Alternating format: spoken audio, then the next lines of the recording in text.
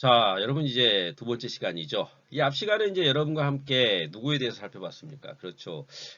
어떤 근대 소설의 효시라고 할 수 있는 이광수라는 인물에 대해서 좀 이야기를 해봤죠.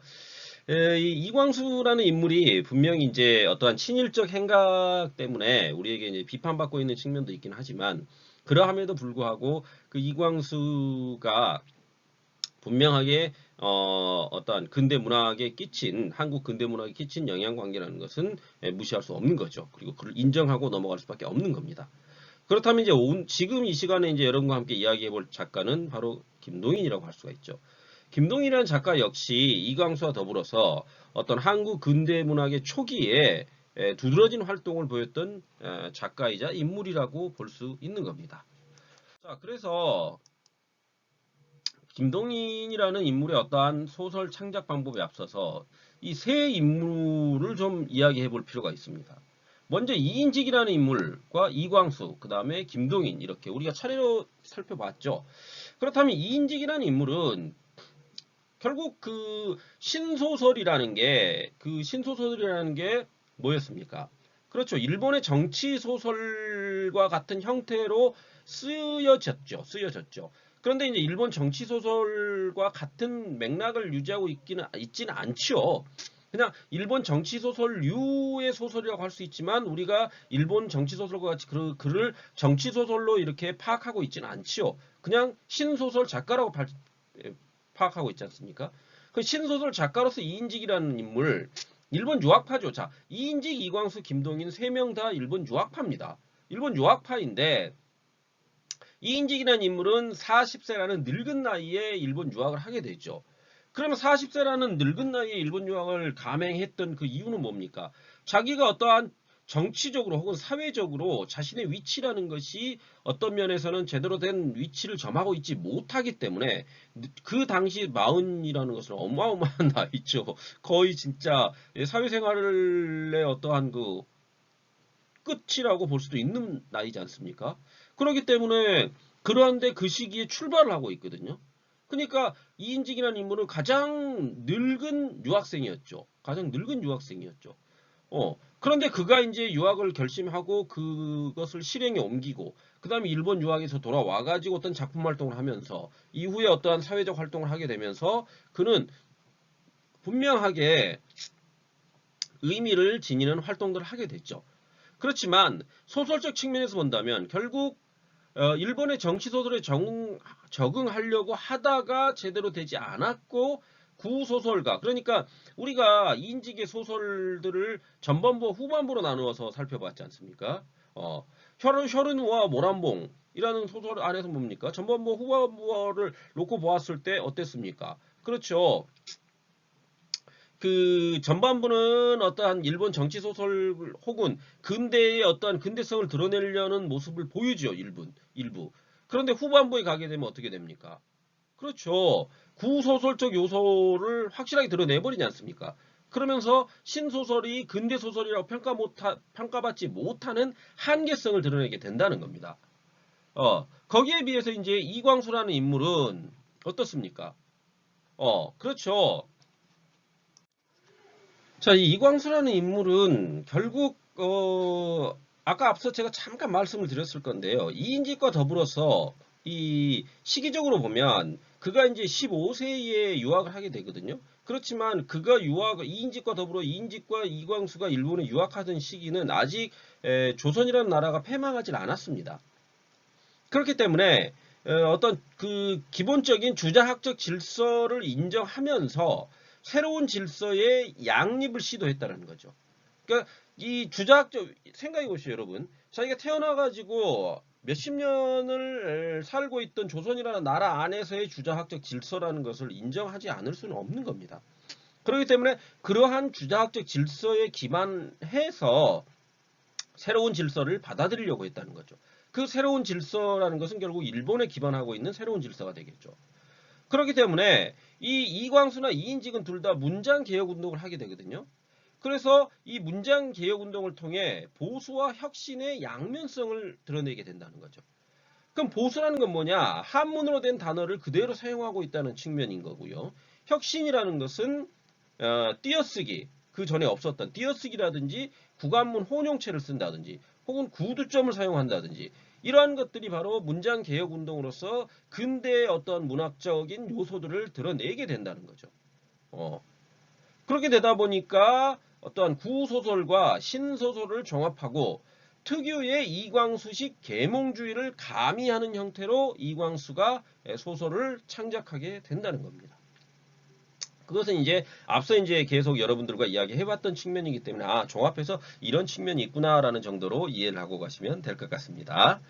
자, 다음으로 이제 우리가 살펴보게 될 인물이 바로 김동인이라는 인물이죠. 그래서 이 김동인이라는 것은 이광수의 소설을 갖다가 통속소설이라고 규정하면서 자신만의 리얼 문학이 있다라고 주장을 하게 됩니다. 그래서 자신은 리얼 문학을 하고 있다라고 이야기하면서 소설을 창작하게 됩니다. 하지만 이제 물론 이제 김동인이 가지고 있는 이 리얼 문학이라는 것 자체도 실질적으로 나중에 이제 얘기가 되겠지만 근대에 대한 올바른 이해에서 출발하고 있지는 않습니다. 그냥 표면적으로 드러나 있는 근대에 대한 이해만을 통해서 소설이 창작되다 보니까 거기에서 오는 한계 역시 가지게 되는 거죠. 그렇지만 우리가 이제 여기서 김동인이라는 인물을 갖다 이야기할 때는 어떤 이광수를 극복하려고 하는 출발점에 서 있다는 겁니다. 왜 그러냐면은 이 김동인이라는 인물이 이제 14세에 일본 유학을 하게 되는데 그 시기는 이제 한일 합방 이후입니다. 그러다 보니까 그에게는 어떤 주자학적 그 질서라는 게 별로 자리 잡고 있지 못합니다. 더군다나 그 집안이 굉장히 부유했거든요. 부유한 부잣집입니다. 부잣집 출신이다 보니까 생각이라는 것도 어떤 면에서 뭐 부잣집 도련님이죠. 그냥 부잣집 도련님이었습니다. 김동인의 집안이 굉장히 대단했거든요. 평양이 대단한 부잣집이었는데 그 재산 다 까먹죠. 김동인이 다 까먹고 결국 나중에는 그냥 거의 거지같이 돼버리게 되는데요. 그러함에도 불구하고 그 김동인이 그러니까 가지고 있는 사고라는 게 부잣집 도련님의 사고를 벗어나지 못합니다. 이거는 지금 이제 얘기를 해볼 건데요, 여러분들이. 자, 그럼 이와 같이 이인직, 이광수, 김동인이 이와 같은 특징을 가지고 있다는 점들을 여러분들이 인지하고 다음으로 이제 본격적으로 김동인의 어떠한 소설 세계에 대한 이야기를 좀 해보도록 합시다. 그렇다면 이제 이 김동인이 가지고 있는 세계관이라는 게 어떠한가 했을 때 이 세 명의 소설가들이 가지고 있는 세계관의 차이라는 것을 놓고 봤을 때 먼저 세 명 모두 일본 유학파죠. 그래서 구 한 마리였던 이인직은 40세 일본을 유학하게 되고 이광수는 15세 일본을 유학하게 됩니다. 그러다 보니까 주자학적 질서의 토대 위에서 일본의 어떤 신문물을 수용하게 됩니다. 거기에 비해서 김동인은 14세에 일본을 유학하게 되는데 주자학적 질서, 그러니까 한일 합방이 된 이후에 가게 되는 거죠. 그래서 주자학적 질서가 붕괴된 후에 일본을 유학하게 돼버리니까 일본의 어떤 낭만주의 예술관을 학습하게 됩니다. 그래서 그에게 어떤 일본의 낭만주의 예술관이 지대한 영향을 끼치게 되고 그 일본의 낭만주의 예술관에 대한 인식을 하게 되면서 그것이 전부인 것처럼 받아들이면서 어떤 일본의 근대 소설을 추종하는 형태로 김동인이 소설을 창작하게 되는 겁니다. 물론 그의 입장에서는 그가 일본을 추종하지 않고 자신만의 독특한 문학 세계를 완성해냈다고 생각할 수도 있겠지만 후자의 후학으로서 그의 소설 세계를 평가해 본다면 그러하다는 거죠. 그래서 그가 가지고 있는 세계관의 형성과 그의 한계라는 것이 결국 일본의 모더니즘 운동이라는 것이 그가 이제 유학하던 시기에 일본은 모더니즘 운동이 굉장히 횡행하고 성행하던 시기였습니다. 그렇기 때문에 일본의 모더니즘 운동이라는 것이 서양 것에 중거한 시류죠. 시류. 그러니까 어떠한 그것의 진정성을 가지고 그 모더니즘 운동 안에서의 어떠한 고찰이라든지 사고, 그 다음에 사유 이러한 것들이 지속적으로 되어왔던 상태에서 받아들인 게 아니라 일본 역시 뭡니까? 하나의 유행으로서 서양 것을 받아들이는 가운데서 횡행하고 있을 때 그때 이제 김동인이 일본을 유학하게 된다는 거죠. 그러다 보니까 김동인 역시 그러한 시류에 휩쓸리는 어떤 문해운동적 측면에서 모더니즘 운동을 접하게 되고 그렇게 되다 보니까 속된 말로 얘기하면 수박 거달기식으로 근대를 이해하게 됐다는 겁니다. 그렇기 때문에 참된 의미 어떤 근대적 성격을 지니지 못한다는 거죠. 여러분들이 잘 알고 계시겠지만 근대라는 게 뭡니까? 근대라는 것은 결국 뭡니까? 자아의 자각이거든요. 중세라는 게 집단 지도 체제에 의해 가지고 종교에 의해서 어떠한 교황이 우두머리였지 않습니까? 교황을 중심으로 어떤 신권이 중심을 이루던 세계였죠.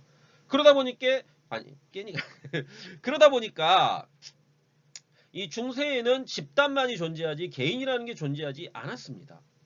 그런데 이제 중세를 넘어서서 근대에 오게 되면 근대라는 것을 우리가 이제 보통 규정 지을 때 보통 어떻습니까?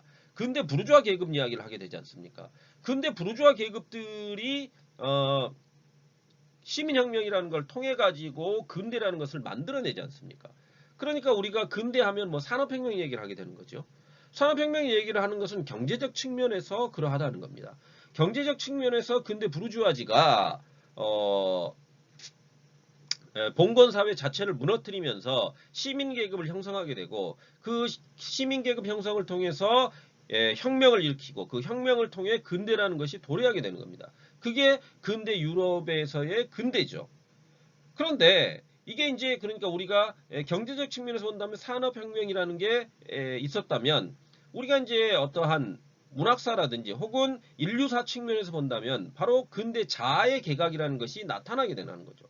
정신사적 측면에서 그러하다는 겁니다. 그러니까 정신사적 측면에서 근대라는 것은 자아를 개각하면서 만들어진 거기 때문에 그 자아의 개각을 바탕으로 해서 여러 작품들이 쓰여지게 되죠. 그러니까 우리가 이제 흔히 근대 소설의 효시라고 이야기할 수 있는 세르반테스의 돈키호테 같은 소설을 한번 생각해 보십시오. 세르반테스의 죄송합니다. 세르반테스의 돈키호테라는 것은 결국 이런 거죠. 어떠한 한 시대가 도래하게 되면 그 시대의 정당성 확보를 위해서 앞선 시대의 잘못된 점을 말할 수밖에 없는 겁니다. 그럼 돈키호테라는 인물이 가지고 있는 그 특성이 뭡니까? 그가 스스로를 기사라고 칭하면서 기사의 허구성과 허위성을 보여주고 있죠. 기사도 아니면서 기사라고 이야기하고 있고 기사가 계급이 가지고 있는 허구성과 허위성을 이야기하고 있기 때문에 이 세르반테스 돈키호테가 결국 이야기하고자 했던 것은 기사 니들이 어떤 중세의 핵심 계급으로서 존재하고 있었지만 니들은 아무것도 아니다라는 거죠. 그러니까 근대의 소설이라는 문학 장르가 태어나기 전에 우리가 흔히 로망스라는 영웅담이 있었죠. 그건 소설이 아니죠. 우리가 왜 영웅담이라고 부릅니까? 그것은 말 그대로 영웅들의 이야기죠. 그냥 영웅들의 이야기입니다. 영웅들의 이야기이기 때문에 자기들이 어떤 권선징악에 근거해서 악을 물리치는 주체자로서 존재하고 있는 게 기사였고 왕이었죠. 그러니까 기사이고 왕이 리더로서 존재하게 되는 거고 그들이 권선징악적 요소에 의해 가지고 영웅으로 존재하고 있었던 게 바로 영웅담, 로망스였다면 근대를 들어서게 되면 이제 비로소 소설이라는 것이 등장을 하게 되고 그 소설이라는 것은 궁극적으로 뭡니까? 그 로망스를 뛰어넘고 있죠. 그래서 근대 자아의 개각이라는 것을 인지하게 되는 거죠. 자아의 개각이라는 것은 자기 안에 내성적 자아가 투쟁을 통해 가지고 세계관을 확립하게 되고 그 세계관 아래에서 어떠한 대상과 세계에 대한 인식을 하게 되는 것이고 그 인식을 통해 올바른 자아를 만들어 나가는 그러한 과정이라고 할 수가 있는 거죠. 그런데 그런 의미에서 본다면 김동인이라는 인물은 일본 유학 시절에 어떤 모더니즘 운동이라는 것이 시류에 휩쓸려 가지고 일어날 때 그것을 접하게 되고 그것에 대해서 어떠한 반성적 성찰이라든지 고민하에 그것을 받아들이는 게 아니라 그냥 하나의 시류이기 때문에 받아들이고 그것이 근대라는 이름으로 더 씌워지면서 그것을 그냥 수용해버린다는 거죠. 그래서 업문일치라는 것에 끼워 넣어가지고 소설을 창작하는 형식이 되어버린다는 겁니다. 그러다 보니까 일본의 문장운동, 순구어체죠. 순구어체를 사용하는 그 범주에서 벗어나지 못하는 머릿속의 소설만을 창작하게 돼버린다는 겁니다. 그러니까 진정한 의미에서 어떠한 근대적 자아의 개각을 통한 소설 창작이 아니라 머릿속으로만 나온 근대가 돼버린다는 거죠. 어. 그래서 그의 어떠한 소설 흐름이라는 것이 결국 일본 근대 소설의 흐름과 괴를 같이 하게 되는데, 그런데 거기에 그 어떠한 근대 소설과의 흐름을 같이 하는 괴가 어떻게 보면 일본 소설이 근대 소설이 가지고 있는 완성도 높은 측면으로 이해가 되는 것이 아니라 그냥 여기에서 나왔듯이 머릿속 소설이다 보니까 문학적 완성도에 있어서 커다란 어떠한 무언가를 일으켜내지 못한다는 거죠. 그러니까 뭐 우리가 예술 지상주의네 뭐 이런 것들을 김동인이라는 인물에다가 더 씌우고 있는 거 아닙니까? 그의 소설에다가. 자, 그런 측면에서 우리가 이제 김동인 소설의 특징을 한번 이야기해 보도록 합시다. 그렇다면 김동인 소설의 특징이 뭐냐 그랬을 때 먼저 인형 조종술을 이야기해 봐야 되겠습니다. 이 인형 조종술이라는 것은 김동인이 이제 톨스토이와 도스토예프스키에 대해서 이야기를 하면서 이야기를 했던 거죠. 그래서 작가라는 것은 신과 같은 위치에서 자신이 창조한 세계를 올바르게 조정할 줄 아는 것이 중요하다고 이야기를 하게 됩니다. 그래서 인형을 조종하는 것과 같이 작가는 신의 위치에서 이렇게 누구를 위해서 일반 대중들을 위해서 소설을 창작해야 된다라고 이야기를 하고 있다라는 거죠. 그런 의미에서 톨스토이는 인형 조종술을 제대로 한 작가로 평가를 하고 있지만 도스토예프스키는 그걸 제대로 해내지 못했다라고 김동인은 평가를 합니다.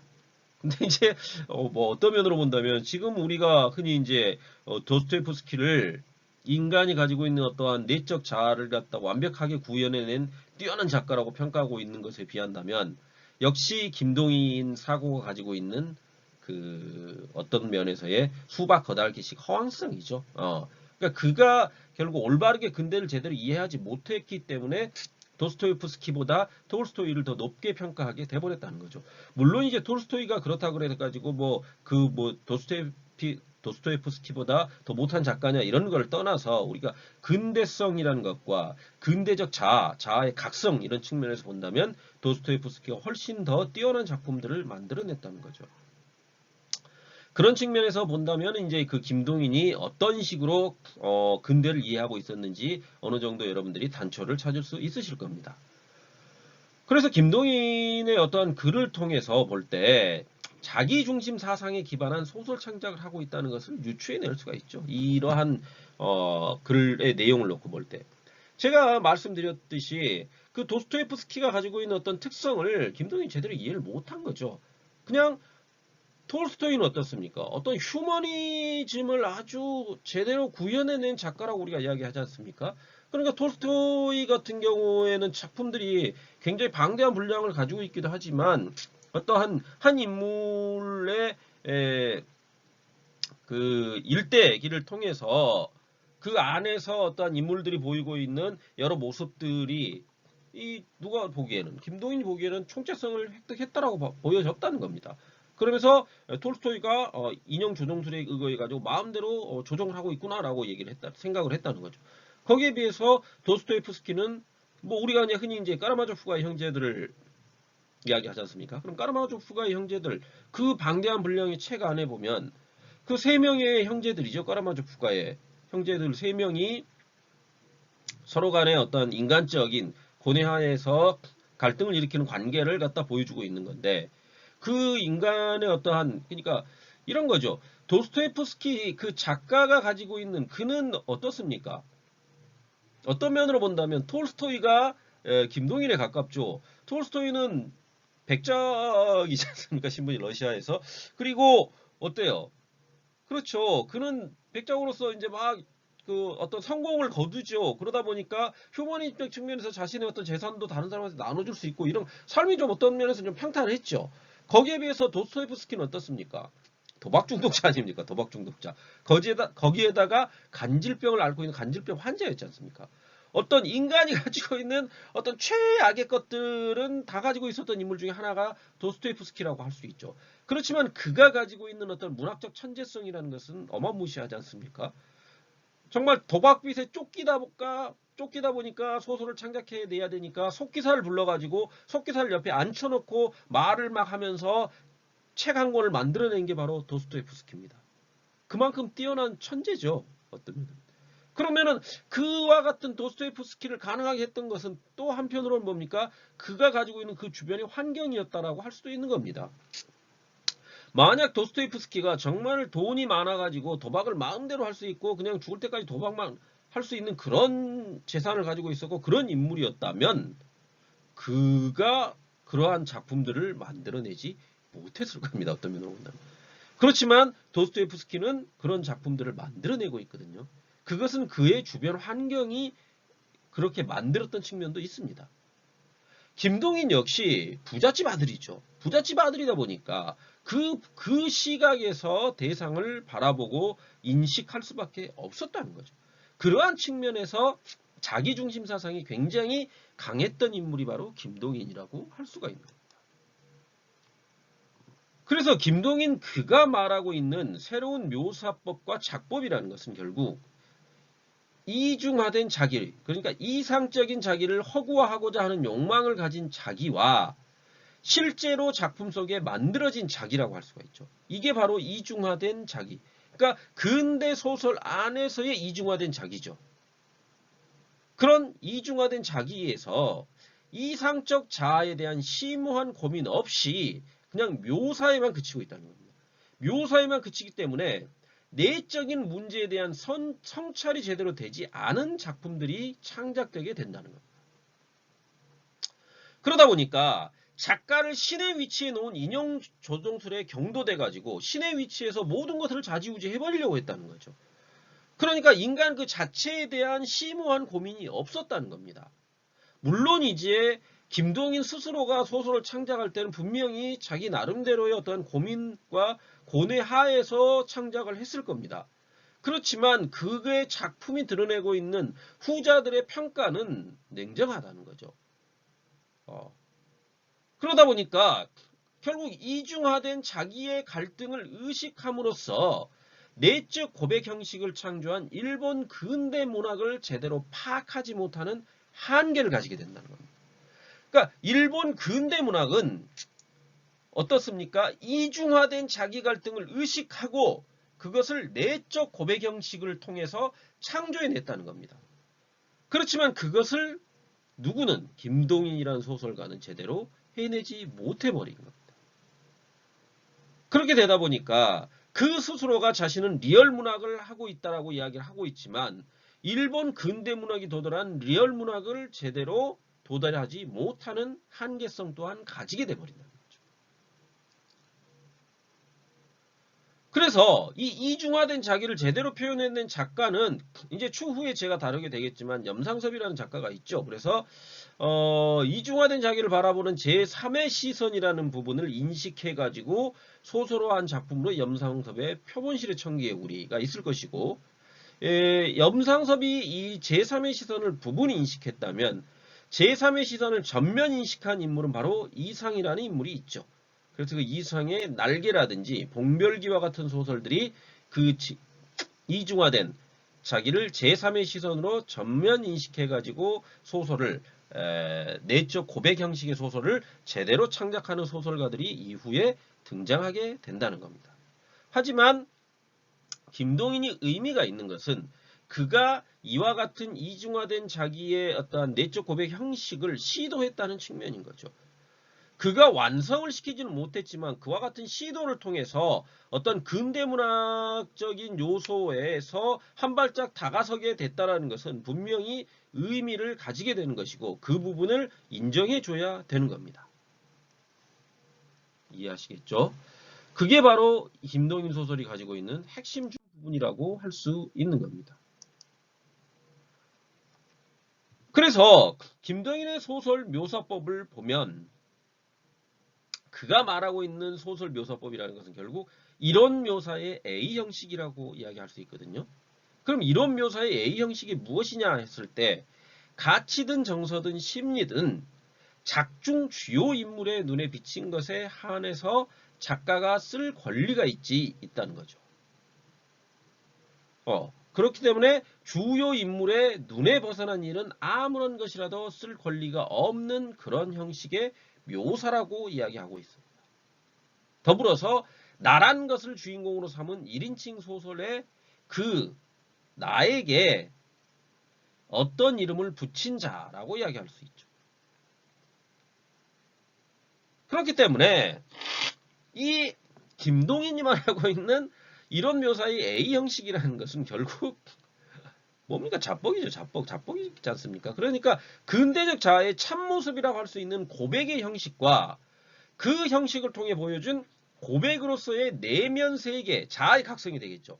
그걸 제대로 인식하지 못한 채 내면 세계를 드러내기 위한 한 방편으로만 활용한 것이 그의 소설 묘사의 한계라고 지적되게 된다는 겁니다.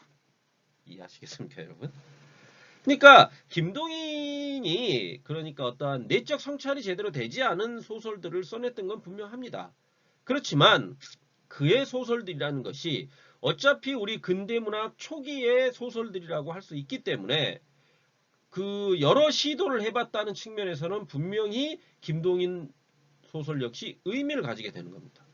그러니까 우리가 근대 소설의 어떤 출발점으로서 이광수를 이야기하고 있을 때 이광수는 누구를 극복하려고 했습니까? 바로 신소설, 앞선 신소설을 창작했던 이인적을 극복하려고 했고 그를 극복하는 의미에서 계몽소설이라는 것을 통해 가지고 시대를 갖다가 리드하는 리더로서 위치하려고 했다면 김동인이라는 것은 그러한 이광수를 뛰어넘기 위해서 이광수를 통속소설이라고 치부해버리면서 자신은 리얼소설이라는 것을 창작했다라고 이야기를 하고 있는 거죠. 그러한 리얼소설이라는 것은 결국 어떠한 이중적 자아를 통해 가지고 그 자아의 내적 형식을 통해서 자아를 제대로 각성해서 쓰여져야 함에도 불구하고 그러한 자아의 각성이 제대로 이루어지지 않은 상태에서 자아의 각성이라는 형식을 빌어서 쓰다 보니까 내면 세계가 제대로 표출되지 못하는 한계를 가지게 되는 겁니다. 그렇지만 그와 같은 시도가 있었다는 것은 분명한 의미가 있고 의의가 있는 작업이라고 볼 수 있는 겁니다. 그런 의미에서 김동인 역시 어떤 한국 근대 소설사에 있어서 중요한 인물이라고 평가받게 되는 겁니다. 더불어 그가 어떤 단편 소설을 아주 그 이후에 흥행시키는 중요한 역할을 수행하고 있기도 하지요.